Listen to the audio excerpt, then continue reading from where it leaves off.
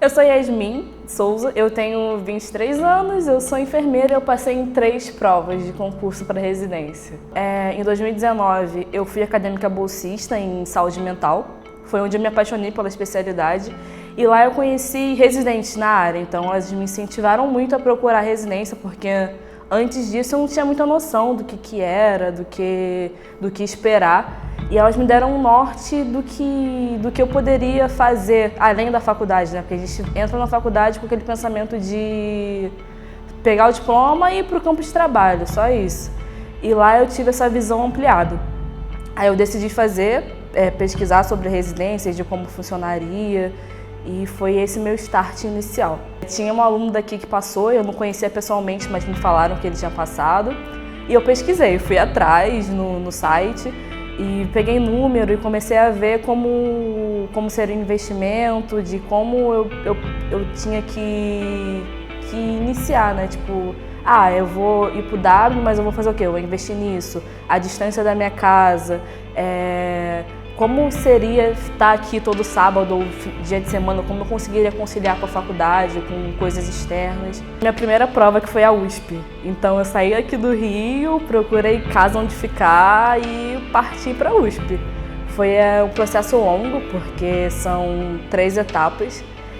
A etapa da prova, aí tem a prova objetiva, a prova discursiva e tem a análise de título. Então foi uma coisa que eu fui construindo, porque título você faz conforme a faculdade, então tinha capítulo de livro, eu fiz estágio extracurricular, eu produzi, então isso me deu também base para tentar a prova da USP. Quando eu decidi fazer o curso, eu tinha o pensamento de tentar o ERJ, o FRJ e a USP.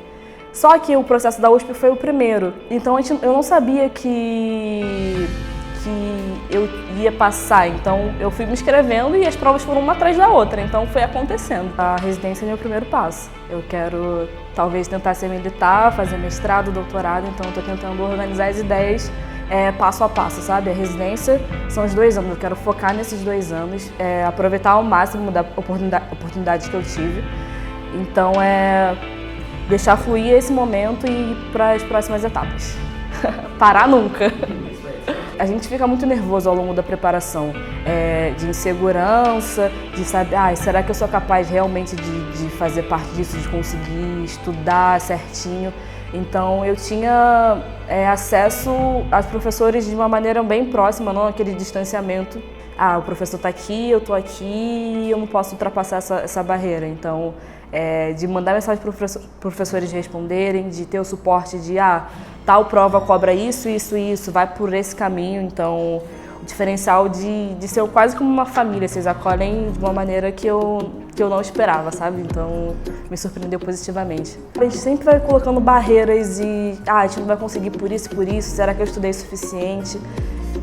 De manter a rotina com o final de faculdade, por exemplo, porque eu fiz TCC, eu fiz estágio, tentando conciliar com estudos de fora, então foi um processo que eu tive que ter muita resiliência para isso. O apoio que eu tive completo foi da minha prima. Minha prima, eu moro com ela, então ela me apoiava em tudo, desde questão de momento para mim no meu cantinho. Ela separou um quarto da casa dela para que eu pudesse estudar. Questão também, tô precisando de tal coisa, preciso ir para São Paulo. Eu te apoio com isso. Você vai lá, ela acreditou em mim também. Ela segurou na minha mão e falou, vamos, você consegue. Às vezes eu tava lá triste, tipo, caraca, não tem muito conteúdo para estudar, tem faculdade, tem TCC, e ela segurava na minha mão e falava, eu acredito em você, você vai conseguir. Então, ela foi a pessoa que eu tive o meu porto seguro ali. Claro que teve minha mãe, teve minha tia, meus amigos também, porque o processo é muito longo, a gente tem que ter válvula de escape também. Então, teve meus amigos que me apoiaram, tipo, uma saída, tomar um açaí na esquina, que dá aquela respirada assim também, que não tem como você ficar 100% naquilo sem ter válvulas, sabe? Pra você respirar e se centrar também. Tente, as coisas são possíveis, acredito em vocês, nada é impossível para quem acredita.